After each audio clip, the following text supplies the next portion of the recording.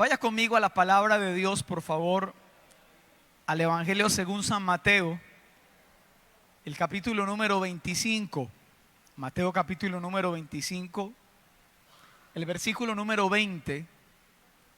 Jesús está hablando aquí de una parábola y dice: y llegando el que había recibido 5 talentos, trajo otros 5 talentos, diciendo: Señor, 5 talentos me entregaste. Aquí tienes, he ganado otros 5 talentos sobre ellos. Y su señor le dijo: bien, buen siervo y fiel. Sobre poco has sido fiel, sobre mucho te pondré. Entra en el gozo de tu Señor.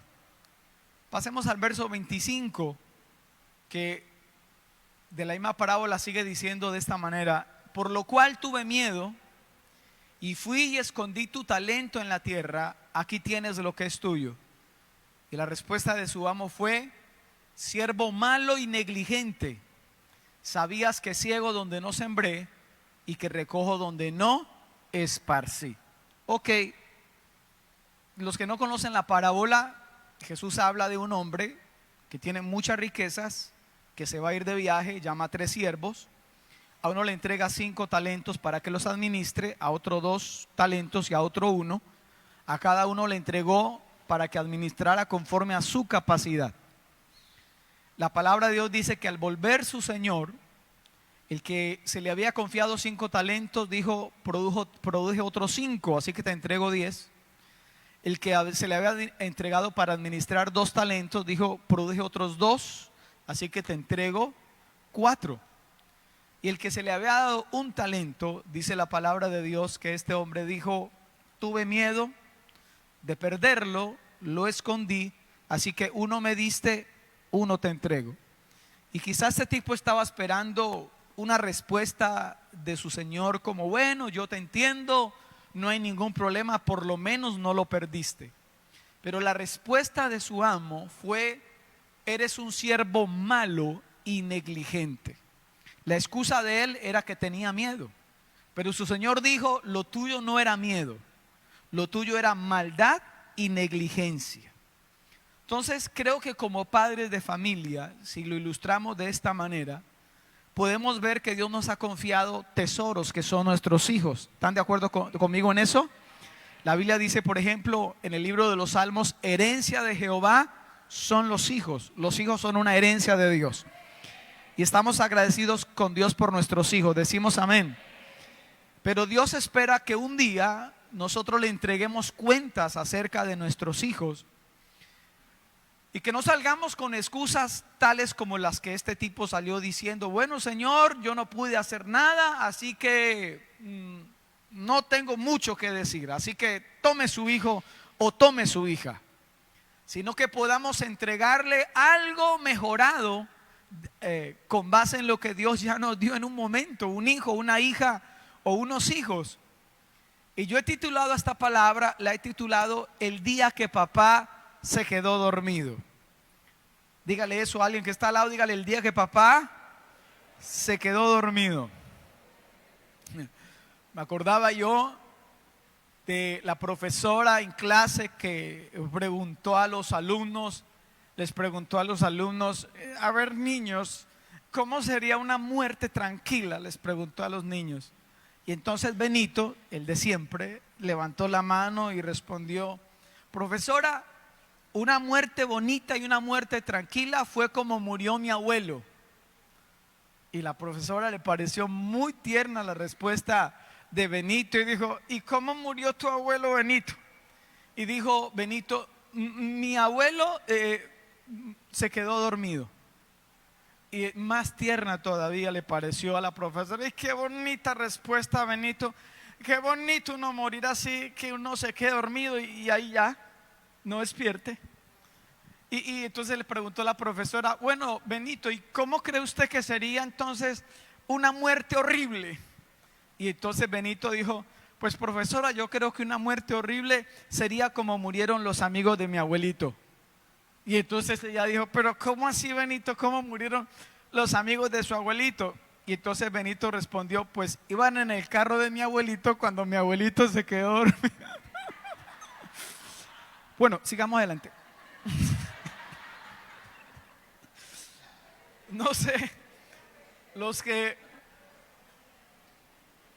en algún momento han hecho o emprendido viajes largos conduciendo, sea en el carro o en la moto, y sabe que hay momentos que son extenuantes ya, que el cuerpo le dice pare o me duermo. ¿Alguien aquí ha experimentado un microsueño? Conduciendo, ¿no? Muy bien. Hay momentos en los cuales yo le he tenido que decir a mi esposa, paremos acá, yo no puedo más. O sea, seguir adelante es un gran riesgo, ¿sí? Así que lo que hago es, me pongo ahí a la vera del camino, reclino la silla del conductor y duermo unos 10 o 15 minutos. Mi cuerpo me lo pide así. Sería muy triste un padre de familia conduciendo el vehículo y de pronto quedarse dormido y sufrir un accidente, una esposa herida o fallecida, unos hijos heridos que van en la parte de atrás, heridos o fallecidos. Complicado, muy difícil sería, y que de pronto este hombre culpe a su esposa de haberlo dejado dormir. ¿Por qué me dejó dormir? Si usted no me hubiera dejado dormir, o culpando a los hijos, es que ustedes, ¿por qué me dejaron dormir? La responsabilidad, en este caso, es de ese hombre que está conduciendo el vehículo. Y creo firmemente que Dios a nosotros, los varones, nos puso a conducir el vehículo de nuestra familia. Y no es la culpa de la esposa que nos hizo o que no nos advirtió para que no nos quedáramos dormidos, o de que nuestros hijos no nos hablaron durante el viaje, sino que nosotros somos los primeros responsables. ¿Aló? Entonces, a mí me llama la atención un padre de familia y un líder de una nación como Josué, que en algún momento Josué hizo una declaración, siendo líder de la nación de Israel, les dijo: escojan hoy ustedes a quienes quieren servir. Pero yo y mi casa, dijo Josué, serviremos a Jehová. Yo en Josué, escuche esto, veo un líder que no solamente era el líder de una nación, sino que era el líder en su casa. Y que se atrevió a levantar su voz y a declarar esto con firmeza: escojan ustedes a quien quiere servir, pero yo y mi casa serviremos a Jehová. Un hombre de honor era este Josué. Ahora, hoy en día, la figura paterna ha sido tan socavada, tan denigrada y tan apocada, que hoy en día vemos a las esposas conduciendo el vehículo del hogar, y que ni siquiera el esposo está sentado en la silla del copiloto, sino que está durmiendo en el sillón de atrás. Y permítame hablarle varios aspectos de lo que Dios espera de nosotros. El primero de ellos es que papá es responsable. Si usted tiene un papá al lado, dígale: eres el responsable, papá. Papá es responsable. Dios espera que el hombre, nosotros los padres de familia, varones, seamos los que tomemos las decisiones finales en casa. Las decisiones se concertan, las decisiones se consultan. Si ya hay hijos grandes, se hablan, se discuten decisiones, pero al final y al cabo, quien toma las decisiones es papá. ¿Aló? Y no solo eso, sino que también es el responsable de las consecuencias positivas o negativas de dichas decisiones que se tomaron. Entonces, si su familia es una familia acostumbrada a la deuda innecesaria, su familia es una familia que no hace el devocional, no se congrega, sus hijos son irrespetuosos y son desobedientes, delante de Dios la responsabilidad primaria cae sobre el hombre de la casa, cae sobre el papá. ¿Se acuerdan de la familia de Elí? Elí tenía una esposa y tenía 2 hijos. Y esos 2 hijos de Elí eran unas bellezas. Y la esposa de Elí no fue reprendida por Dios por no haber criado bien a sus hijos. Quien recibió la reprensión y el juicio bajo la ira de Dios fue Elí. En primer libro de Samuel, capítulo 3, el versículo número 13, mire lo que Dios le dice, le manda a decir a Elí con el profeta Samuel. Le dice: y le mostraré que yo juzgaré su casa para siempre por la iniquidad que él sabe, porque sus hijos han blasfemado a Dios y él no los ha estorbado. Tremendo, ¿no le parece a usted eso? El juicio de Dios sobre Elí. No estorbaste a tus hijos cuando debiste haberlos estorbado. ¿Aló? Entonces, como padres de familia, habla a los varones, no podemos ser pasivos o negligentes o débiles en nuestro liderazgo en el hogar. Tampoco Dios nos está llamando a ser unos dictadores que inciten a la tripulación, a la rebelión. Dios nos está llamando a nosotros los varones a hacer respetar la autoridad de nuestra esposa, por ejemplo, en casa, a hacer respetar la autoridad de la mamá de sus hijos, tanto que sus hijos entiendan que una rebeldía contra mamá automáticamente se convierte en una rebeldía contra papá. ¿Aló? Entonces, planteemos lo primero. Delante de Dios, usted y yo, varones, padres de familia, somos los responsables de todo lo que suceda en nuestra casa y en nuestro hogar. Y al primero a quien Dios va a pedir cuentas acerca de la casa, del hogar de los hijos, es a nosotros los varones. Segundo aspecto, papá debe negarse a sí mismo.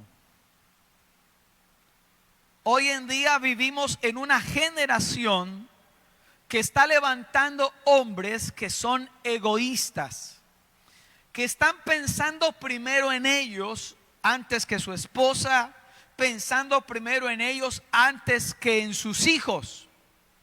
Un verdadero padre de familia, conforme el modelo de Dios, es un hombre que sabe negarse a sí mismo. Es más, Jesús dijo: si alguno quiere venir en pos de mí, niéguese a sí mismo, tome su cruz y sígame. Todos debemos negarnos a nosotros mismos al seguir a Cristo. ¿Está claro eso? Pero hablando en términos de hogar, Dios espera que nosotros los varones tengamos la tendencia a negarnos a nosotros mismos y poner por encima los intereses de nuestra familia antes que nuestros propios ¿qué? Intereses. El ser humano por naturaleza es egoísta. Y a nosotros los hombres se nos hace un llamado donde, por ejemplo, Jesús dice en Efesios, el apóstol Pablo habla y dice respecto a Jesús, dice que amemos a nuestras esposas así como Cristo amó a la iglesia y se entregó a sí mismo por ella. ¿Usted se imagina donde Jesús hubiera puesto primero sus intereses por encima de los intereses de la iglesia? No podríamos ser salvos, no hubiéramos sido salvos. Si Cristo hubiera puesto por encima sus intereses, por encima de los intereses de la potencial iglesia, Cristo no hubiera muerto en la cruz del Calvario. Pero Jesús nos enseñó a nosotros los hombres el modelo de hombre. Se entregó a sí mismo, se negó a sí mismo cuando fue a la cruz, cumpliendo la voluntad del Padre Celestial para darnos a nosotros su iglesia, vida eterna y vida en abundancia. Le aplaude al Señor Jesús por eso. Así es.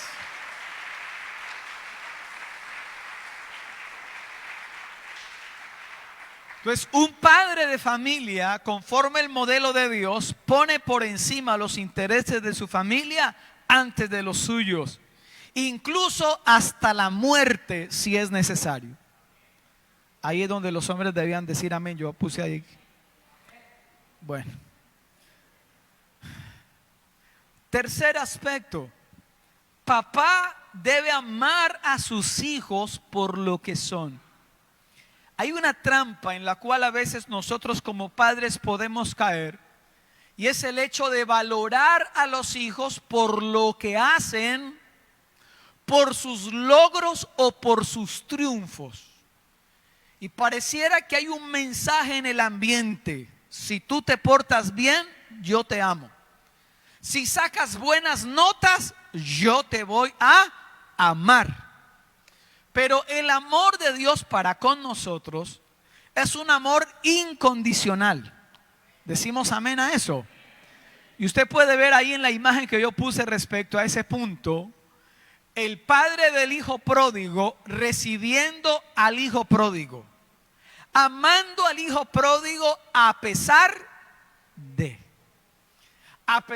de su irrespeto, de haber pedido la herencia cuando papá todavía vivía, de haber malgastado la herencia y de querer volver a casa no con una actitud de arrepentimiento, sino con una actitud de manipular a su papá porque tenía hambre y quería que lo hiciera solo un jornalero para que le llenara la panza porque tenía hambre. Entonces, un padre de familia, conforme el modelo de Dios, ama a sus hijos independientemente de sus logros o de sus fracasos. El lugar del hijo pródigo en el corazón del padre siempre estuvo asegurado. ¿Aló? Y no dependía de sus triunfos o de sus logros o si fracasó. Este hijo llegó a entender: papá me ama, no importa lo que pase. ¿Aló? Así que un verdadero padre de familia, conforme el modelo de Dios, sabe que es responsable delante de Dios, sabe que Dios le ha llamado a negarse a sí mismo y a poner los intereses de otros por encima de los suyos propios, y sabe que debe amar a sus hijos por lo que son y no por lo que hacen. Denle un aplauso a esos padres de familia.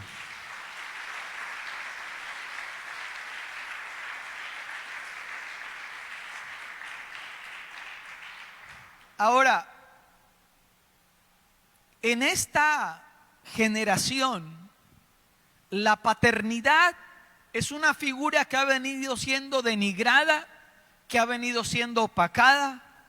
Hay un vacío de paternidad. Perdóname que lo diga en estas maneras.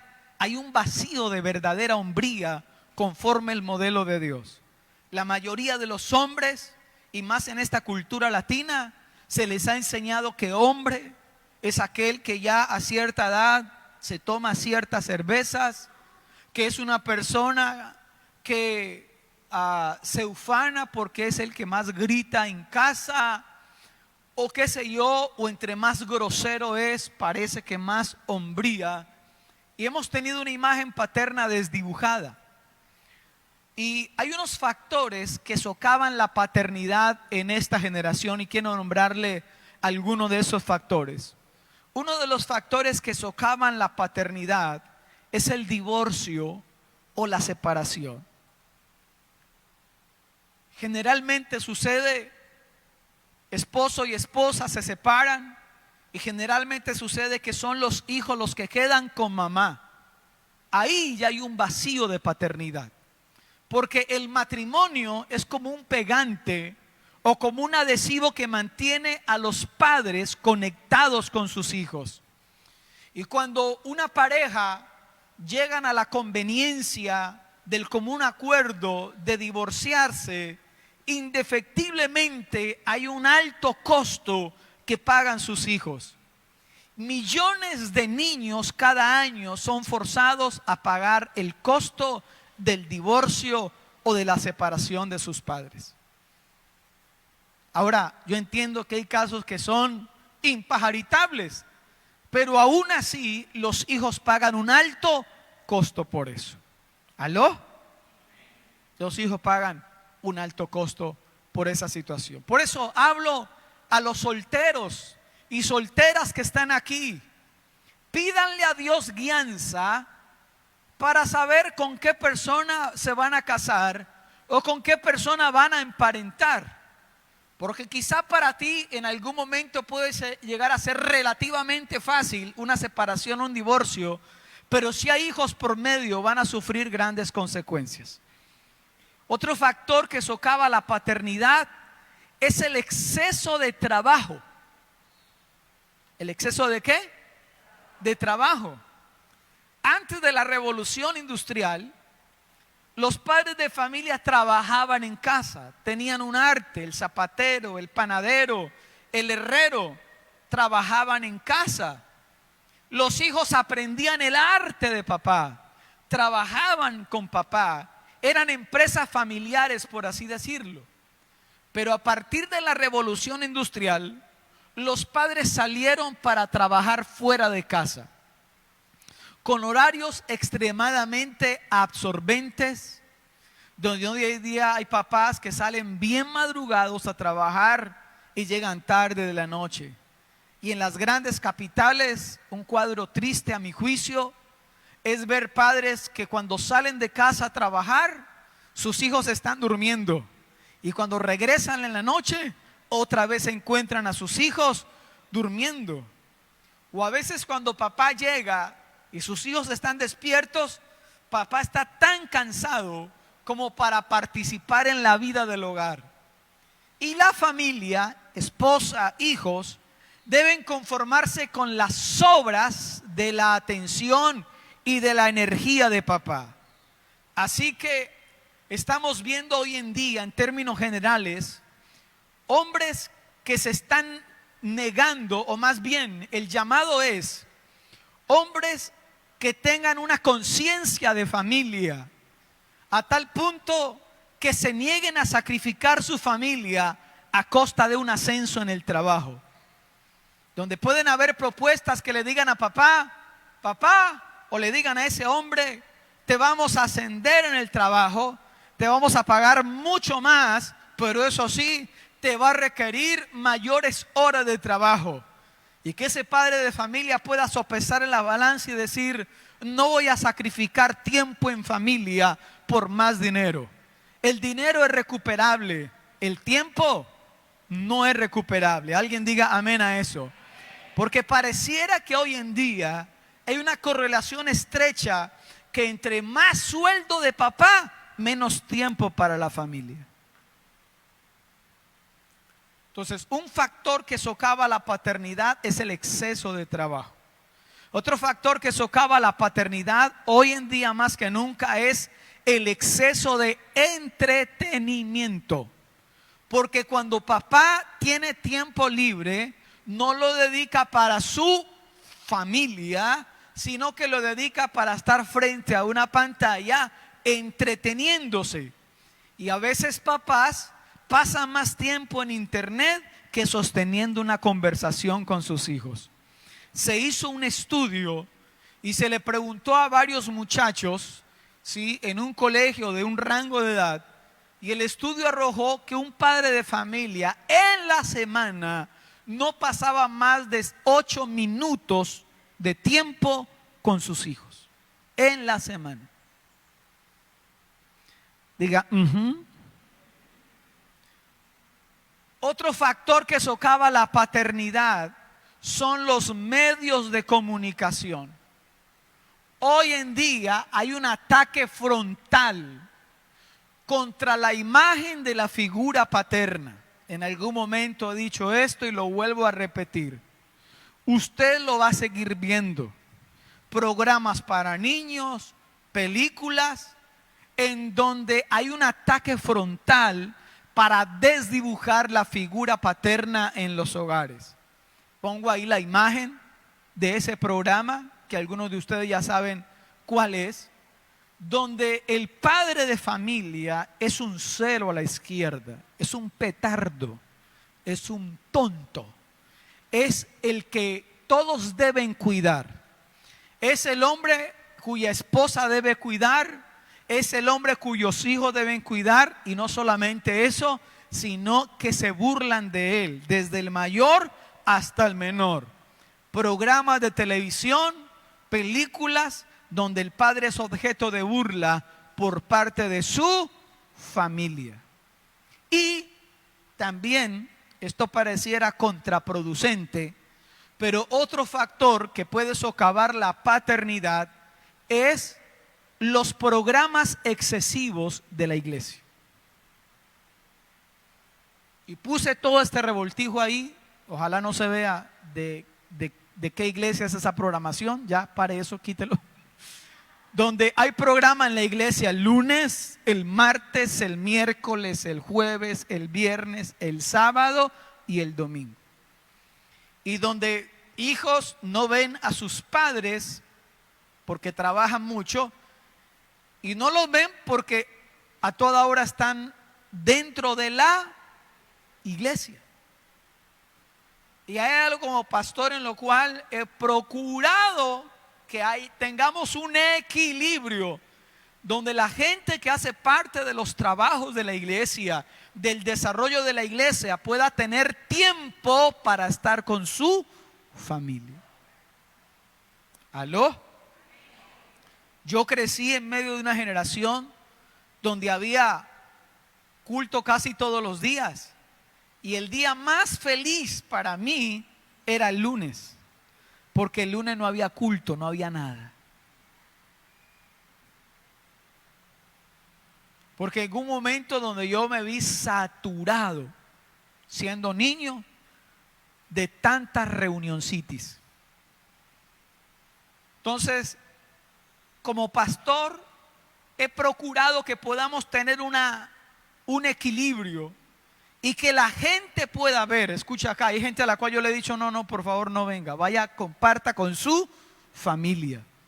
Pastor, ¿me puedo excusar de la reunión? Es que tengo un tiempo en familia. Vaya, no hay problema. Gracias por informarme, no hay problema. Disfrute con su familia. ¿Aló? Porque no quiero que un día pase, como muchos, a veces hijos de pastores hemos pensado, la iglesia se robó a mis papás. Ahora, hay personas que les es más fácil venir a ser parte de los programas de la iglesia que pasar tiempo con su familia. Y buscan la manera de estar ocupados en cosas de la iglesia cuando el llamado de Dios primeramente es a pastorear su casa y su familia. ¿Aló? Muy bien. Entonces hay que hacer lo uno sin dejar de hacer lo otro. ¿Cuántos dicen amén a eso? Entonces, estos son algunos factores que socavan la paternidad en la familia, en esta sociedad. ¿Qué debe ver un hijo en un padre? Debe ver un hombre proveedor. Amados varones, que siempre delante de ustedes hayan puertas laborales abiertas. Que usted sea el instrumento a través del cual Dios ponga provisión en su mesa. No es sano cuando unos hijos se levantaron toda la vida viendo que quien proveía para la casa era mamá, donde todas las peticiones de necesidades no recaían sobre papá, sino que recaían sobre mamá. Eso no es sano. Un hijo debe ver no solamente en un papá un hombre proveedor, sino también un hombre protector. ¿Aló? Fuimos llamados como hombres a ser protectores en nuestra casa. Siempre he creído que en las posibilidades, el hombre sea el último que se acueste en casa y que se asegure de que la casa quede asegurada, de que todo quede en su lugar, de que los cerrojos queden donde deben estar, y que si en algún momento escucha un ruido extraño en casa, no mande a la mujer.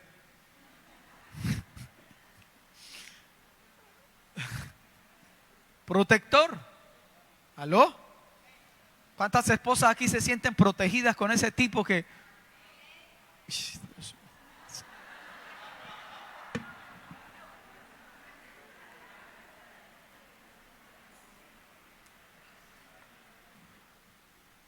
Pero yo paso ese trago tan amargo. Un hijo debe ver en un papá no solamente un hombre proveedor, protector, sino también una persona confiable. ¿Aló? En otras palabras, que digan papá es íntegro.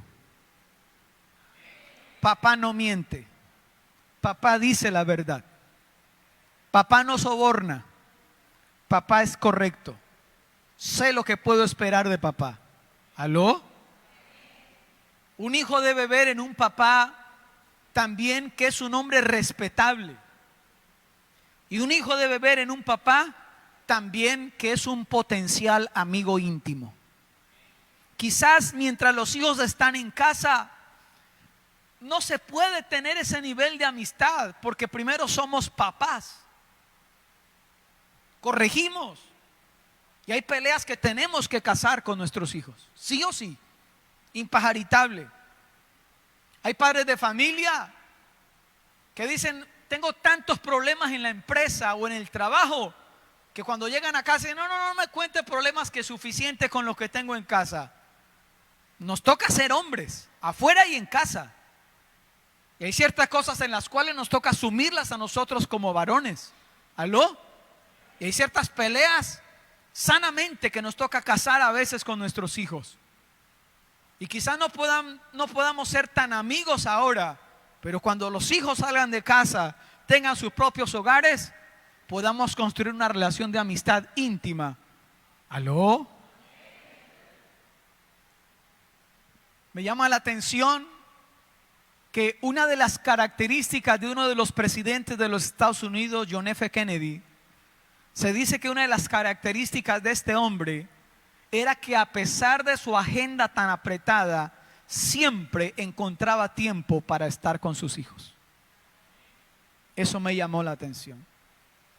Y a decir verdad, si usted se acuerda, como yo me acuerdo en mi niñez, nosotros al crecer respecto a la relación con nuestros padres, no vamos a recordar mucho los regalos que nos dieron, pero sí vamos a recordar el tiempo que pasamos con nuestros padres, el tiempo que pasamos con papá.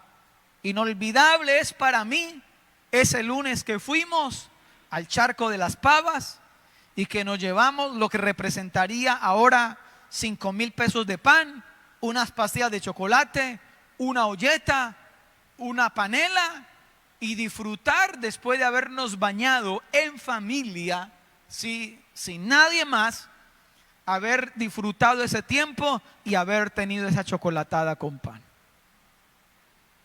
¿Cuánto costó? Ahora, si yo le dijera a usted que le cuente a alguien acerca de su papá, ¿qué le contaría a usted de su papá?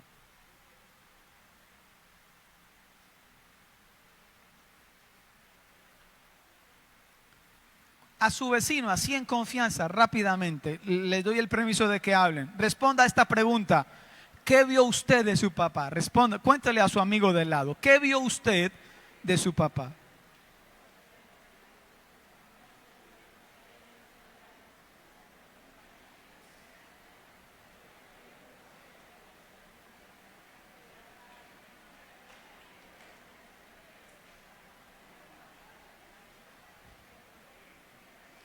Ahora, otra pregunta. ¿Cómo lo trataba su papá?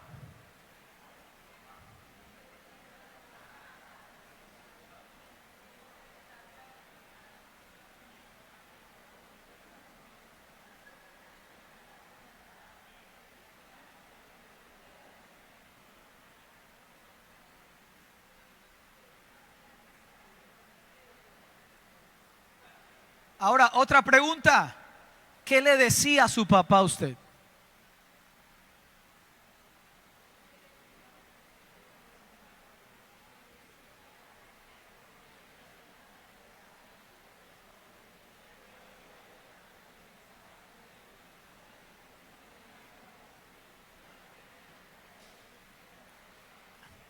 Y una última pregunta. ¿Qué pensaba su papá de usted?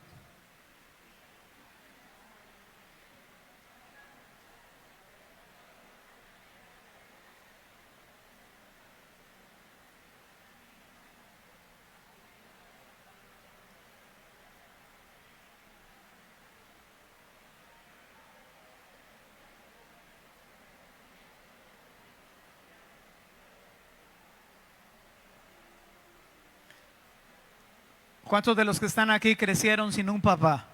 Levanten la mano. Bajen su mano. Quizá papá falleció cuando usted era un niño. Quizá papá usted no lo conoció. O lo vino a conocer ya cuando usted ya estaba hecho y derecho.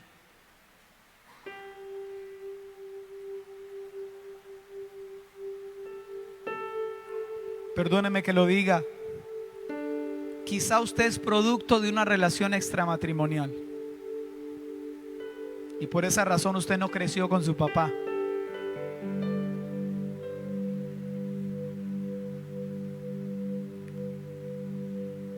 Así que, ¿qué hace uno o qué hace alguien cuando no creció con un papá ni conoció a papá?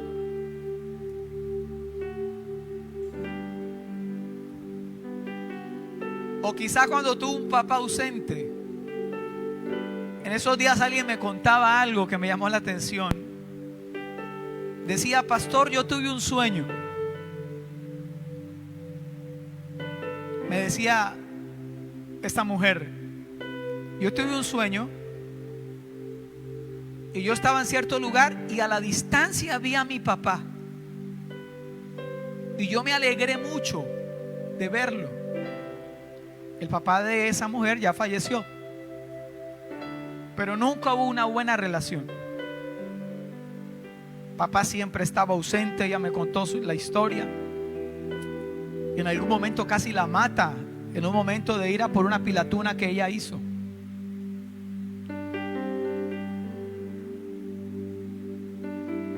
Y entonces ella ve a su papá en el sueño, en la distancia, y se va corriendo: papá, querer llegar a los brazos de papá. Y ella dice que cuando estaba ya a punto de abrazar a su papá lo que hizo fue dar media vuelta. Entonces ella siguió, quedó en el aire. Entonces escuchó la voz de Dios que le dijo: yo soy tu papá.